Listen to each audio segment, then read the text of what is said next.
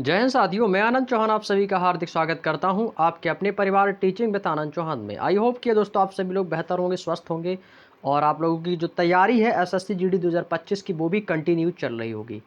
तो भाई आपकी जो कल की क्लास है वो दोस्तों नहीं हो पाई थी, क्योंकि दोस्तों यहाँ पर थोड़ा सा बारिश ज़्यादा हो रही थी और लाइट की भी प्रॉब्लम हो रही थी, जिस वजह से मैं वीडियो अपलोड नहीं कर पाया था। लेकिन दोस्तों आज की जो क्लास है आपको कंटिन्यू सारी क्लासेस आपको मिली होंगी और कोशिश करेंगे कि आगे की जो भी क्लासें होंगी वो हम कंटिन्यू करा करेंगे। ठीक है भाई, क्योंकि भाई इमरजेंसी प्रॉब्लम हो जाती है कभी कभी, तो इस वजह से दोस्तों जो क्लास नहीं आ पाई थी। लेकिन कोई दिक्कत नहीं, क्लासें आपकी सभी कंटिन्यू करवाएंगे और साथ ही साथ आपको इनका कंप्लीट सॉल्यूशन भी करवाएंगे। तो भाई आप सभी जानते हो कि हम काफ़ी समय से ज्योग्राफी को लेकर कंटिन्यू हमारी क्वेश्चनों की जो श्रृंखला है वो चल रही थी और आज हम ज्योग्राफी के 171 से लेकर 190 तक के प्रश्न आप लोगों से डिस्कस करने वाले हैं। और आज के इस वीडियो में हम ज्योग्राफी को दोस्तों पूरी तरीके से कंप्लीट कर लेंगे। ठीक है, तो आज हमारा ज्योग्राफी का जो पोर्शन है दोस्तों आज ये पूरी तरीके से कंप्लीट हो जाएगा, क्योंकि ज्योग्राफी में दोस्तों आपके टोटल जो क्वेश्चन नंबर थे आपके 190 तक के क्वेश्चन थे। और ज्योग्राफी के बाद एक छोटा सा चैप्टर है जिसका नाम है जनगणना। सभी लोगों ने पढ़ा होगा, नाम तो सुना होगा सभी लोगों ने, जनगणना। और आप सभी जानते हो कि जनगणना से संबंधित आपके एग्जाम में 1 से 2 क्वेश्चन हर एक परीक्षा में पूछा जाता है, तो सबसे एक इंपॉर्टेंट और एक छोटा सा टॉपिक है। तो आज हम कर लेंगे ज्योग्राफी को कंप्लीट और कल से इसकी हम जनगणना वाला एक जो छोटा सा टॉपिक है उसको स्टार्ट करेंगे, उसमें थ्योरी क्लास को पढ़ेंगे और उसके बाद उसके प्रीवियस ईयर एग्जाम में जो भी क्वेश्चन पूछे गए उनको डिस्कस करेंगे। ठीक है, तो आज ये ज्योग्राफी की अंतिम क्लास है और ज्योग्राफी आज आपकी कंप्लीट हो जाएगी। तो चलिएगा दोस्तों, हम क्वेश्चन नंबर 171 पर थे कल की क्लास में और वहीं से हम दोस्तों इस क्लास को स्टार्ट करने वाले हैं। क्वेश्चन नंबर 171 दोस्तों आपके सामने आ चुका है। क्वेश्चन को पढ़िएगा दोस्तों, क्या कह रहा है। क्वेश्चन नंबर 171 कह रहा है कि पृथ्वी की सतह के नीचे सबसे नज़दीकी खनिज केवल रिक्त स्थान प्रक्रिया द्वारा खोद कर निकाले जा सकते हैं। यानी कि जो पृथ्वी की सतह है, यानी कि पृथ्वी के नीचे जो नज़दीक जो सबसे ऊपरी खनिज पदार्थ हैं उनको हम किस प्रक्रिया के द्वारा खोद कर निकाल सकते हैं। अच्छा क्वेश्चन है और ये एग्जाम में आपके पूछा गया है। आपके दोस्तों यहाँ पे ऑप्शन दिए गए हैं। ऑप्शन आपके कौन कौन से दिए गए, जिसको कहते हैं खुदाई। खुदाई का मतलब होता है ड्रिलिंग। खुदाई को क्या बोलते हैं दोस्तों, ड्रिलिंग कहते हैं। कूप की खनन जिसको सॉफ्ट माइनिंग कहते हैं। विवृत खनन या दोस्तों उत्खनन क्वारीइंग। लेकिन दोस्तों इस क्वेश्चन में काफ़ी ज़्यादा लोग इसको खुदाई वाला ऑप्शन लगाएंगे। मुझे मालूम था कि इसमें जो सबसे ज़्यादा जो स्टूडेंट्स है वो ऑप्शन नंबर ए की ओर जाएंगे, लेकिन ये आपका कैसा है, गलत हो जाएगा। इसमें आपका खुदाई वाला जो आपका ऑप्शन है ये गलत है। इसको बोलेंगे दोस्तों उत्खनन। क्या कहेंगे, उत्खनन। तो उत्खनन को इंग्लिश में बोलते हैं क्वारीइंग कहते हैं। क्या कहते हैं दोस्तों, उत्खनन क्वारीइंग कहते हैं। आइए इसके बारे में यहाँ पे व्याख्या दी गई, इसको समझेंगे। पृथ्वी की सतह के नीचे जो सबसे नज़दीकी खनिज उत्खनन प्रक्रिया होती है, ये आपके पुरातत्व विज्ञान में इसको उत्खनन का सर्वाधिक प्रयोग किया गया है। हालांकि अपनी भाषा में हम तो खुदाई बोल सकते हैं, लेकिन यदि आपको दृष्टिकोण किताबों की दृष्टि से देखा जाए और आपकी जो पुरातत्व विज्ञान है उसकी दृष्टि से देखा जाए तो उसको हम उसकी भाषा में उत्खनन बोलेंगे। ठीक है, हम लोग अपनी भाषा में बोल सकते हैं, लेकिन जो किताब में बातें की गई है, पुरातत्व विज्ञान में जो बात की गई है उत्खनन को लेकर, उसी के बारे में हमें यहाँ पे आंसर देना है। तो इसका जो सही जवाब होगा वो होगा उत्खनन करना।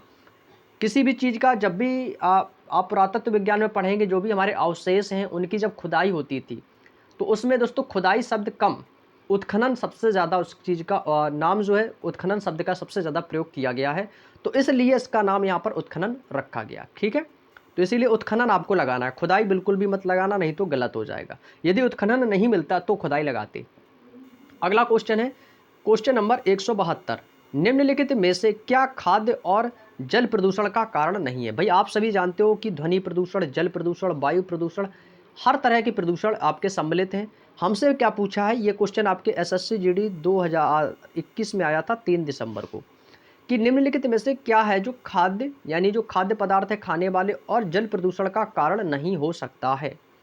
तो देखिएगा, खाद्य पदार्थों का अनुचित भंडारण से तो खाद्य प्रदूषण हो सकता है, तो आप कहोगे जी हाँ हो सकता है। कारखानों से जो धुआं निकलेगा तो उससे क्या होगा भाई, उससे जो धुआं निकलेगा तो वो वातावरण में फैलेगा। जब वातावरण में फैलेगा तो उससे क्या होगा दोस्तों, प्रदूषण होगा, तो ये भी हो जाएगा। वातावरण में मौजूदा जो संक्रामक जीव हैं जो संक्रामक जीव जंतु है तो उससे संक्रामक रोग होंगे, तो भाई ये भी आपका कारण है। हमसे क्या पूछा था, कारण नहीं है, तो वो है दोस्तों आवारा जानवरों द्वारा काटना। यदि कोई पागल कुत्ता है, कोई जानवर यदि किसी को काट लेता है तो ये प्रदूषण का कारण नहीं बनेगा, ये प्रदूषण का कारण नहीं होता है। तो आवारा जानवरों द्वारा काटना, तो ये दोस्तों इसका प्रदूषण का कारण नहीं है। ठीक है, ये तो बेसिक सा क्वेश्चन था, उम्मीद करते हैं सभी लोग आंसर भी दे पा रहे होंगे इसका। तो भाई ये क्या हो जाएगा, ऑप्शन नंबर ए। अगला क्वेश्चन दिया है आपको, निम्नलिखित में से कौन सा बंदरगाह या दोस्तों टर्मिनल बोल सकते हैं जो कि प्रशांत महासागर में स्थित नहीं है। हमसे पूछा है नहीं है, तो वो है दोस्तों आपका कौन सा हो जाएगा, तो रियो डी जनेरियो। जो रियो डी जनेरियो ये बंदरगाह है, ये आपका कहाँ पर है, तो ये ब्राज़ील में स्थित है। कहाँ पर है दोस्तों, ये ब्राज़ील में स्थित है। तो ये आपका ये रियो डी जनेरियो ये प्रशांत महासागर में स्थित नहीं है। आगे दिया गया है रियो डी जेनेरियो जो है ये किस महासागर में है, तो आप कहोगे सर ये अटलांटिक महासागर की गुआनावारा खाड़ी के पश्चिमी तट पर स्थित है। अब यहाँ से एक कंडीशन ये है समझने वाली बात, ऊपर तो हमसे क्वेश्चन में पूछा गया था कि रियो डी जेनेरियो किस प्रशांत महासागर में स्थित नहीं है, तो बता दिया। लेकिन हो सकता है आने वाले एग्जामों में यही क्वेश्चन पूछ दिया जाए कि बताइएगा कि रियो डी जेनेरियो किस महासागर में स्थित है, तो इसलिए आपको बताना ही अटलांटिक महासागर में स्थित है। अगला क्वेश्चन है क्वेश्चन नंबर 174, हिंद महासागर विश्व का कौन सा महासागर है, यानी कि सबसे छोटा है। तो भाई सबसे छोटा है नहीं, तो सबसे छोटा है कौन सा, तो आप कहोगे आर्कटिक महासागर। आर्कटिक महासागर जो ये विश्व का सबसे छोटा महासागर है। और यदि आपसे सबसे बड़ा पूछेगा तो सबसे बड़ा प्रशांत महासागर है, सभी को पता होगा, कल की क्लास में भी हमने बताया था प्रशांत है। तो ये कौन सा, तो आपको ये सबसे तीसरा सबसे बड़ा है, कौन सा है दोस्तों, तो तीसरा सबसे बड़ा महासागर है आपका हिंद महासागर। कौन सा है दोस्तों, तो आप कहेंगे सर ये हिंद महासागर हो जाएगा तीसरा सबसे बड़ा।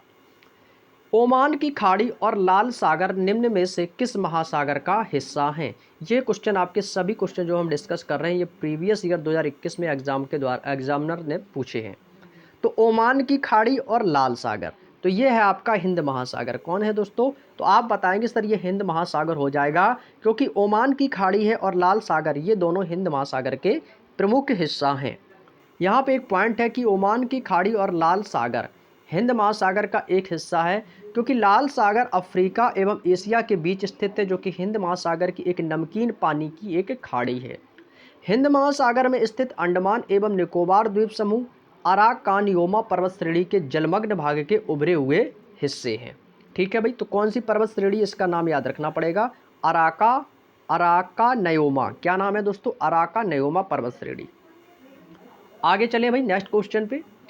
अगला पॉइंट है कि हिंद महासागर में स्थित मॉरिशस तथा रो यूनियन द्वीप ज्वालामुखी शंकु है। ज्वालामुखी शंकु किस प्रकार से होता है, इस प्रकार से होता है भाई। ठीक है, तो जो ज्वालामुखी शंकु है ये आपका कौन कौन से, तो एक तो आपका मॉरिशस है, दूसरा है आपका रो यूनियन। अब यहाँ से क्वेश्चन आपके एग्जामिनर में दो बनेंगे, दो क्वेश्चन पूछे जाएंगे कि बताइएगा कि मॉरिशस ज्वालामुखी किस महासागर में स्थित है, तो आप कहोगे सर हिंद महासागर में। दूसरा क्वेश्चन पूछ लिएगा कि रो यूनियन ज्वालामुखी शंकु किस महासागर में स्थित है, तो आप कहोगे हिंद महासागर में। जिसमें से मॉरिशस सबसे इंपॉर्टेंट है, ये आपको याद रखना है। ठीक है भाई, कॉपी पेन हमेशा साथ रख के बैठो, चीज़ों को नोट करते चलो, समझते चलो। अगला क्वेश्चन है कि निम्नलिखित में से किस महासागर का सबसे गहरा बिंदु जावा गर्त है। अब यहाँ से क्वेश्चन दो तरीके के पूछे जाते। यदि यहाँ पर पूछा जाता कि किस महासागर का सबसे गहरा बिंदु है, तो आप कहते यदि ये जावा गर्त नहीं देता, जब ये जावा गर्त नहीं देता तो आप बताते मैरियाना ट्रेंच प्रशांत महासागर, तब बताते। लेकिन यहाँ पे हमें जावा गर्त दिया गया है, तो हमने कल की क्लास में पिछली क्लास में आपको बताया था कि जो जावा गर्त है ये आपके हिंद महासागर में स्थित है। कहाँ पर है, हिंद महासागर में, जो कि सबसे गहरा बिंदु है। लेकिन ये गहरा बिंदु है पर ये हिंद महासागर में स्थित है।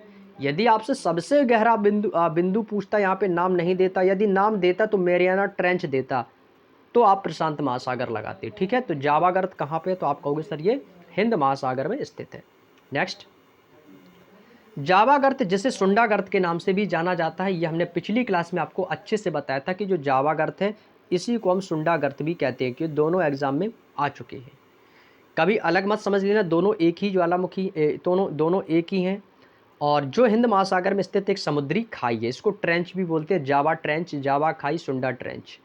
हिंद महासागर में एक गर्त है जिसका नाम है डाइमेंटिना। ये भी एक गर्त है जो कि हिंद महासागर में अवस्थित है। और यदि आपसे दुनिया का सबसे गहरा गर्त पूछा जाता, जो कि अभी हमने स्टार्टिंग में जो आपको याद रखने के लिए पॉइंट बताया था, ये वही पॉइंट आपको इसमें दिया गया है। हम आपको वही चीज़ बताएंगे जो आपके लिए इम्पोर्टेंट होगी। बाकी तो सिलेबस तो बहुत ज़्यादा है, हमें सिर्फ वही पढ़ना है जो एग्ज़ाम के लिए इम्पोर्टेंट है। तो जो चीज़ मैं आपको समझा रहा हूँ वही चीज़ आगे भी क्वेश्चन में दी गई है। तो दुनिया का सबसे गहरा गर्त पूछे जाए तो मेरियाना गर्त बताना है, मेरियाना ट्रेंच, मेरियाना खाई बतानी है। किस महासागर में स्थित है तो प्रशांत महासागर आपको बताना है। ठीक है, तो ये पॉइंट आपके लिए सबसे बेहद इंपॉर्टेंट होगा। और यदि जावा खाई पूछे, सुंडा खाई पूछे, जावा गर्त या सुंडा गर्त पूछे तो आप हिंद महासागर बताएंगे, वो दोनों हिंद महासागर में स्थित है। उम्मीद करते हैं यहाँ तक की बात समझ में आ चुकी होगी। तो आगे चलते हैं, अगला क्वेश्चन है, चावल की उपज के लिए क्या आवश्यकता होती है। तो भाई आप सभी जानते हो कि चावल की जो उपज है उसके लिए हमें क्या चाहिए, उच्च तापमान चाहिए, आर्द्रता को क्या बोलते हैं दोस्तों, नमी कहते हैं, और दोस्तों वर्षा। आप सभी जानते हो कि जो चावल की खेती होती है, धान की खेती, उसके लिए बारिश यानी कि पानी की सबसे ज़्यादा ज़रूरत होती है। तो उसके लिए हमें सबसे ज़्यादा क्या है भाई, उच्च तापमान की ज़रूरत है, उच्च आर्द्रता की ज़रूरत है, और दोस्तों वर्षा की ज़रूरत है। तो भाई ये तो बेसिक सा क्वेश्चन था, उम्मीद करते हैं आसान सा क्वेश्चन है और इसका आंसर आप लोगों ने बिल्कुल सही दिया है। आगे चलते हैं, यहाँ पे पॉइंट है कि चावल की उपज के लिए उच्च तापमान, उच्च आर्द्रता और वर्षा की आवश्यकता होती है। और चावल की जो फसल है ये आपकी एक उष्ण कटिबंधीय फसल के अंतर्गत आती है। अब आपके एग्जाम में ये क्वेश्चन बनेगा कि बताइएगा कि चावल की जो फसल है वो किसके अंतर्गत आती है, तो आप कहेंगे सर उष्ण कटिबंधीय। ऑप्शन में आपको उष्ण कटिबंधीय मिल जाएगा, शीतोष्ण मिल जाएगा, है ना, इस प्रकार के ऑप्शन मिल जाएंगे, लेकिन आपको क्या बताना है, उष्ण कटिबंधीय। और चावल की खेती के लिए किस प्रकार की मिट्टी उपजाऊ होती है, तो हमने ये कल की क्लास में पढ़ा था, पिछली क्लास में बताया था कि चावल की खेती के लिए चिकनी मिट्टी, और चिकनी मिट्टी जो होती है इसमें क्या होती है, इसमें पानी की मात्रा होती है, पानी की कुछ मात्रा इसमें मौजूद होती है, ये हमने कल भी बताया था, पानी की कुछ मात्रा इसमें मौजूद होती है। यदि पूछा जाए कि किस मिट्टी में सबसे ज़्यादा पानी की मात्रा होती है, तो सबसे ज़्यादा पानी की मात्रा याद रखेंगे, हम बता चुके हैं ये सब चीज़ें, यदि आपने पिछली क्लासों को देखा होगा तो आप इन चीज़ों का आंसर बड़े ही आसानी से मन में दे पा रहे होंगे।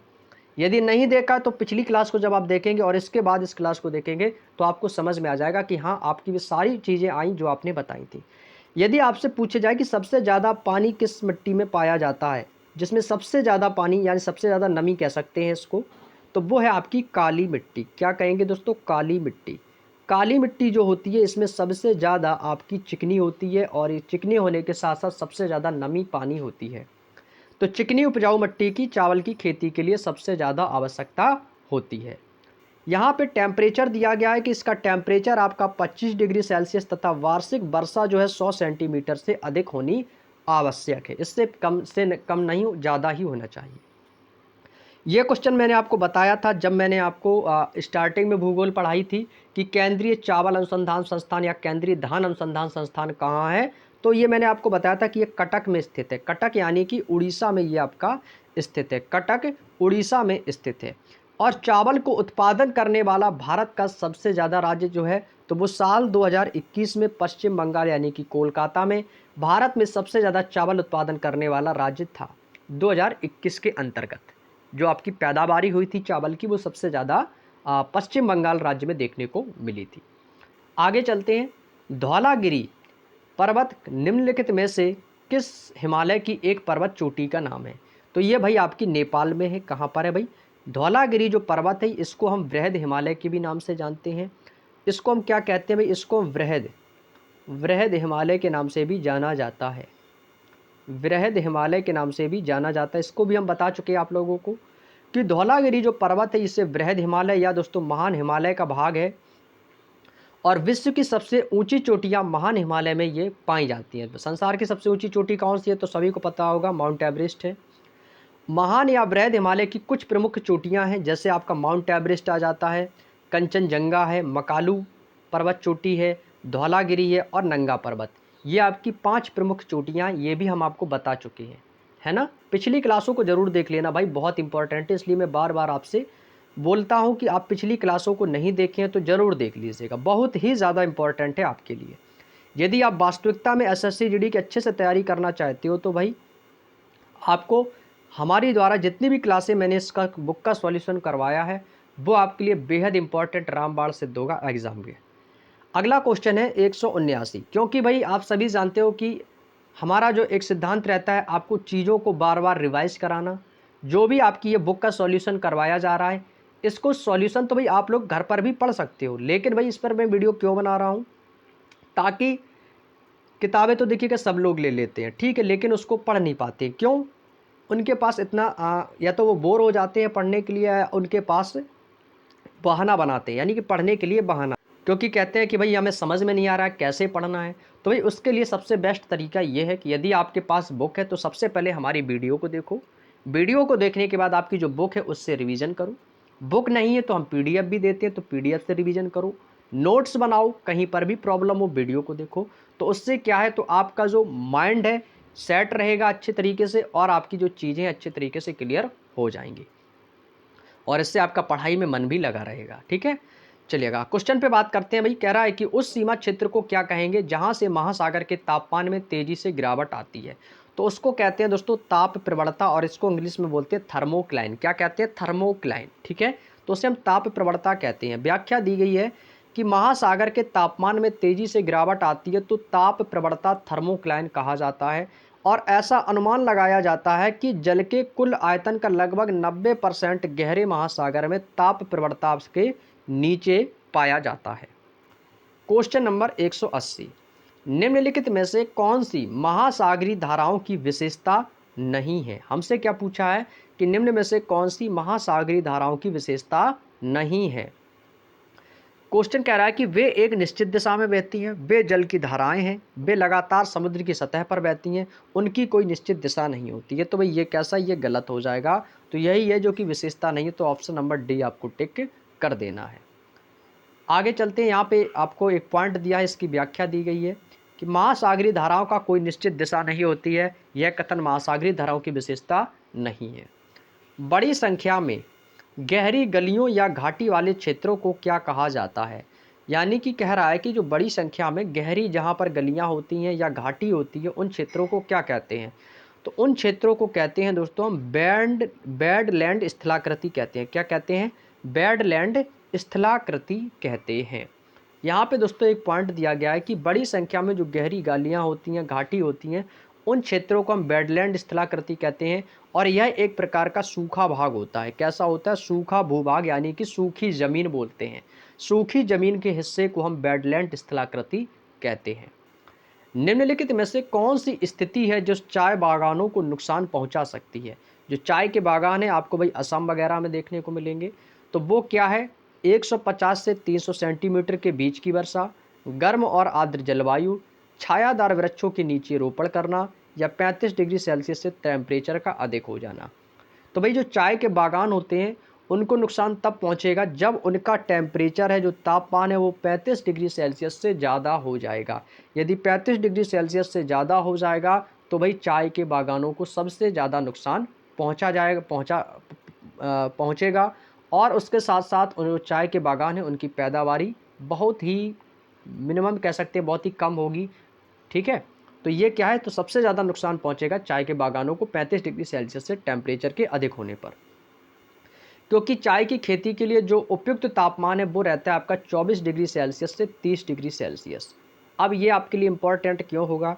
एग्जाम में क्वेश्चन बनेगा कि चाय की खेती के लिए उपयुक्त तापमान कितना है, तो 24 डिग्री सेल्सियस से 30, तो 24 से 30 याद रखो भाई। ठीक है, 24 से 30। और इसके लिए वर्षा की बात करें तो वर्षा है 150 से 250 सेंटीमीटर वार्षिक आवश्यकता है। और इसके लिए जलवायु कैसी है, तो उष्णार्द्र और पाला रहित। पाला रहित का मतलब होता है, पाला किसको कहते हैं भाई? कोहरा को कहते हैं। किसको कहते हैं? पाला पड़ना, कोहरा को बोलते हैं ना। तो कोहरा रहित दोस्तों होना चाहिए। आगे चले भाई नेक्स्ट पॉइंट पे। अगला पॉइंट है कि चाय की किस्में भारत में कहाँ पर हैं। तो चाय की किस्में जो भारत की बात करें तो आपके बोहिया या चीनी इसको कहा जाता है, और इसको असमी कहा जाता है। ये आपकी चाय की दो किस्में हैं। चाय की भारत में कितनी किस्में हैं? दो किस्में हैं। एक तो बोहिया है और दूसरा असमी है। और असमी कहाँ होती है? तो आप कहोगे सर ये असम में होती है। कहाँ पर होती है? असम में होती है। तो ये दो क्या हैं? ये किस्में। जैसे आपने देखा होगा धान में भी किस्में होती हैं, है ना। धान की किस्में होती हैं, गेहूं की किस्में होती हैं, ठीक उसी प्रकार चाय में भी किस्में पाई जाती है। बोहिया किस्म होती है, दूसरी होती है असमी किस्म, और बोहिया किस्म को हम चीनी किस्म भी कहते हैं। ठीक है, अगला क्वेश्चन है, पृथ्वी की ऊष्मा से प्राप्त ऊर्जा को क्या कहा जाता है? देखिएगा, पृथ्वी की ऊष्मा, पृथ्वी को क्या कहते हैं दोस्तों? तो आप कहोगे पृथ्वी को कहते हैं भूमि, धरा, वसुधा, मही, ये सभी भूमि के क्या है? पर्यायवाची है।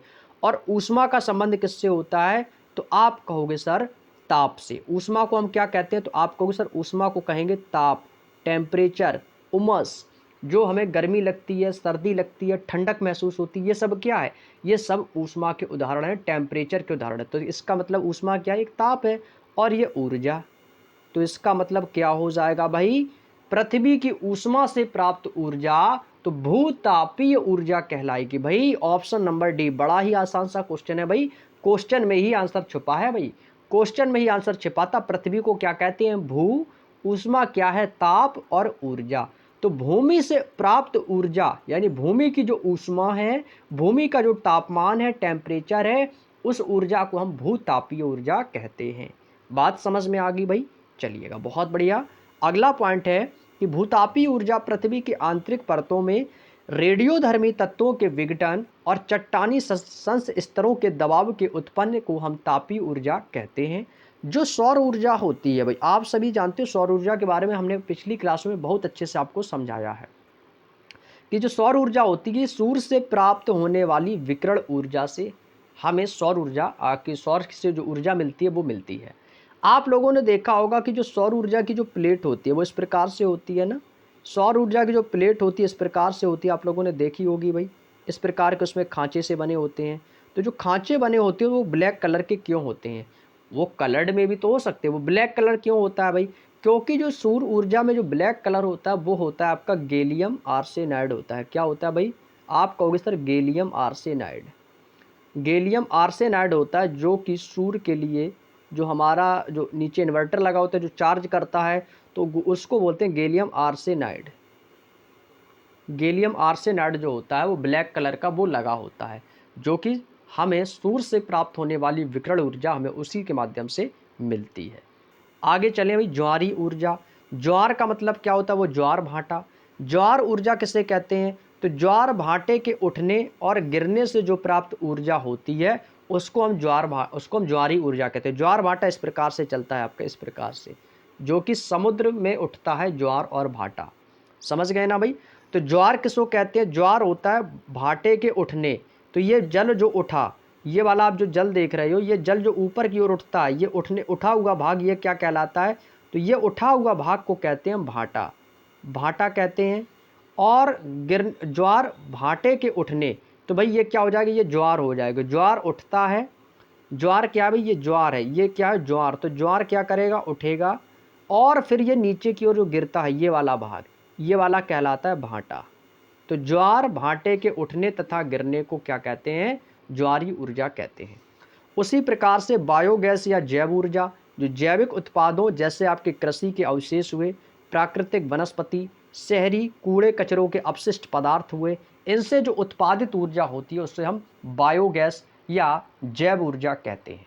क्या कहते हैं दोस्तों? जैव ऊर्जा। तो जैव का मतलब है, सीधी सी बात है कि जैविक उत्पादों से प्राप्त ऊर्जा को जैविक ऊर्जा या जैव ऊर्जा कहते हैं। ठीक है, चलिएगा, अगला क्वेश्चन है, उस गहरी और संकरी घाटी का क्या भौगोलिक नाम दिया गया है जिसमें नदियों, हवा, बारिश और विवर्तनिक गतिविधियों द्वारा अपक्षय और कटाव से निर्मित खड़ी दीवारें होती हैं?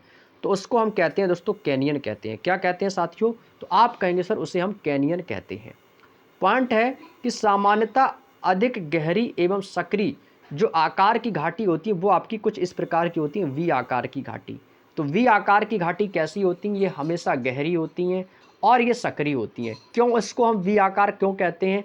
क्योंकि ये वी जो होता है, आप इस प्रकार से देखो, ये सबसे गहरा भी है और यहाँ से नीचे स्टार्टिंग में सकरा भी है, तो इसलिए इसको हम वी आकार की घाटी के नाम से जानते हैं।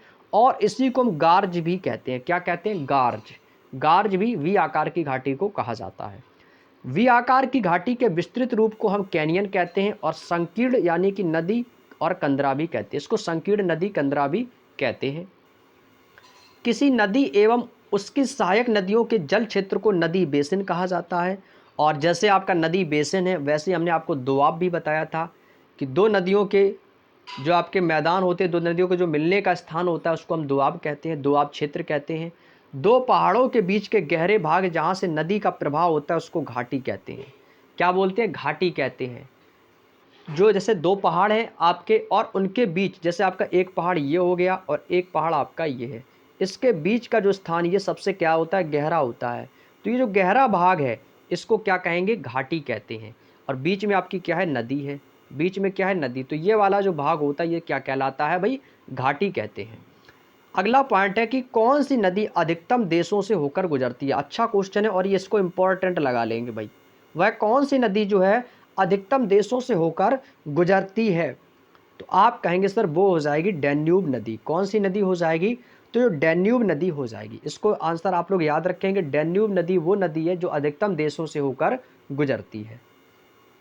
उपर्युक्त विकल्पों में से दी गई सभी नदियों में डैन्यूब नदी सबसे अधिक देशों से होकर गुजरती है। हालांकि वो भी नदियां गुजरती हैं लेकिन वो कुछ ही देशों से है, लेकिन सबसे ज़्यादा देशों से डैन्यूब गुजरती है। क्योंकि डैन्यूब जो नदी है ये यूरोप की दूसरी सबसे बड़ी नदी है और इस नदी का जो उद्गम स्थान है ये जर्मनी के ब्लैक फॉरेस्ट, जर्मनी में स्थित है एक काला जंगल पर्वत, जिसको काला पर्वत भी कहते हैं, ब्लैक पर्वत या ब्लैक फॉरेस्ट पर्वत, वहीं से इसका निर्माण हुआ है, वहीं से इसका जन्म हुआ है। तो ये ब्लैक फॉरेस्ट पर्वत है कहाँ पर? तो ये जर्मनी में है। और डैन्यूब नदी जो है ये आपके कहाँ किन किन देशों से होकर बहती है? तो ये आपके जर्मनी से भी बहती है, ऑस्ट्रिया है, हंगरी है, क्रोएशिया है, सर्बिया है, यूक्रेन है, रोमानिया है, मोल्दोवा, स्लोवाकिया और बुल्गारिया जैसे देशों से होकर ये बहती है। तो इसीलिए इस नदी को सबसे ज़्यादा अधिक देशों में बहने वाली नदी में इसको रखा गया है, डैन्यूब नदी को। तो याद रखेंगे भाई। चलिएगा आगे चलते हैं नेक्स्ट क्वेश्चन की ओर। क्वेश्चन नंबर 186, निम्नलिखित में से रिक्त स्थान दिया है, स्टेट जावा द्वीप समूह पूर्व और सुमात्रा को अलग करता है, तो उसको क्या कहते हैं भाई? सुंडा कहेंगे। क्या कहेंगे? सुंडा। सुंडा क्यों कहेंगे भाई? सुंडा स्टेट या जावा द्वीप समूह। ठीक है भाई, जावा खाई और सुंडा खाई।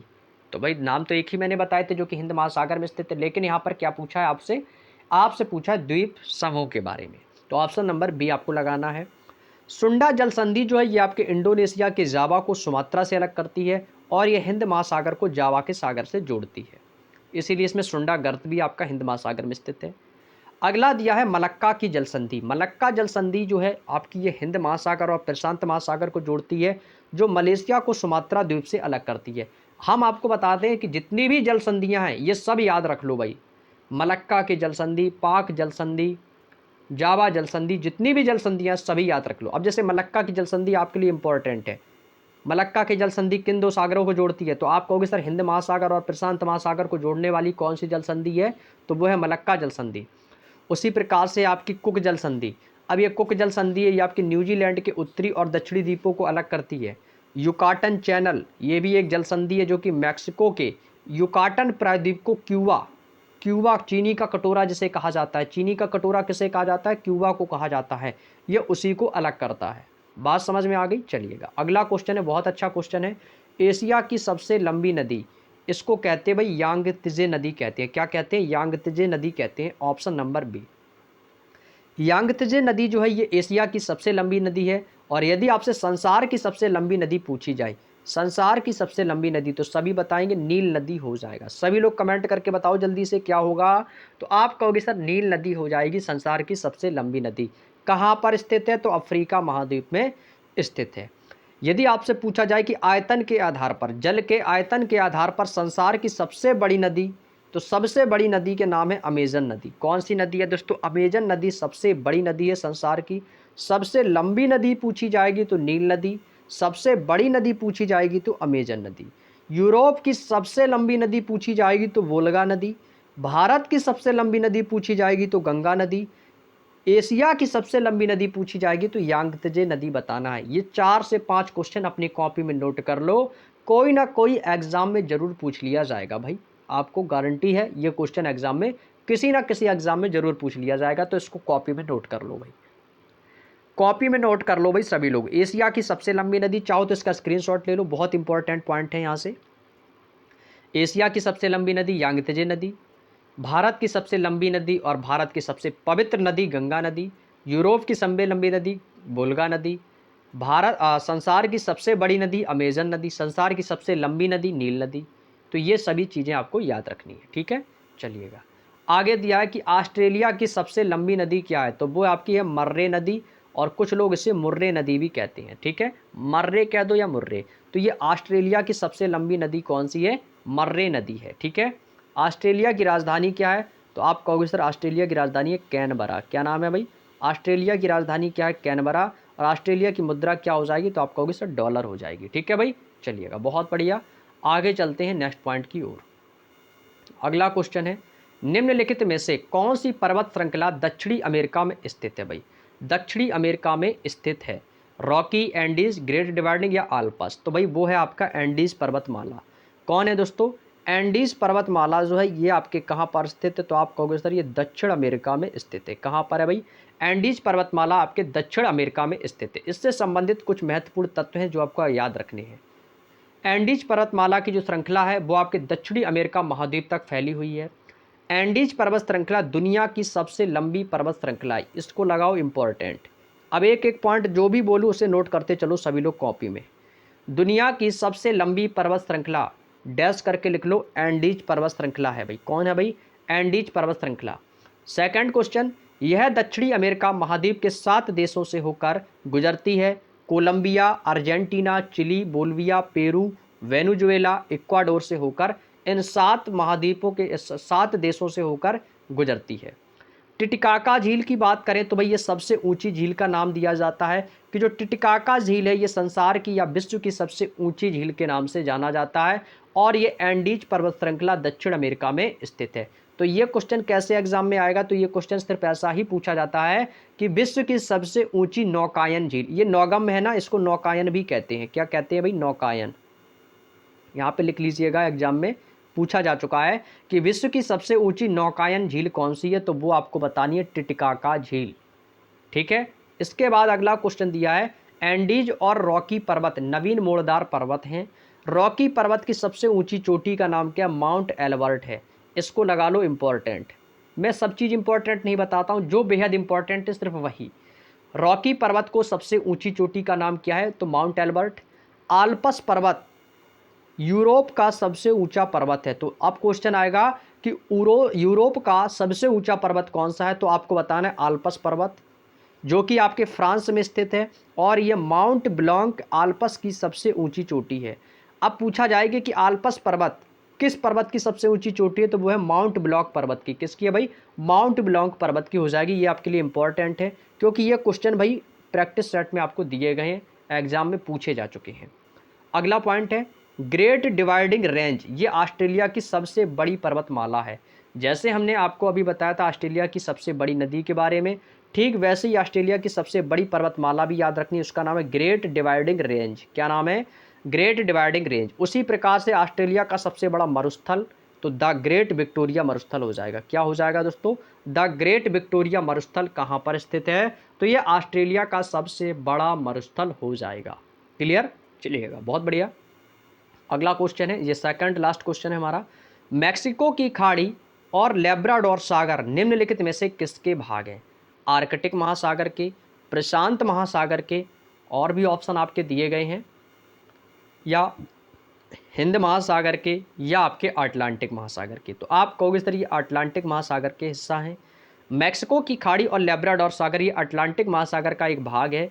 मैक्सिको की खाड़ी जो है ये उत्तर में अमेरिका तथा क्यूबा से घिरी हुई है। कहाँ पर है, उत्तर में अमेरिका और क्यूबा से घिरी हुई है। और मैक्सिको की खाड़ी जो आपकी संधि है फ्लोरिडा जल संधि के द्वारा ये अटलांटिक महासागर से जुड़ी हुई है, और ये युकाटन चैनल और कैरेबियन सागर से जुड़ी हुई है। लेब्राडोर सागर लेब्राडोर प्रायद्वीप और ग्रीनलैंड के बीच में स्थित है। ग्रीनलैंड क्या है, एक महाद्वीप का नाम है, वहीं पर स्थित है।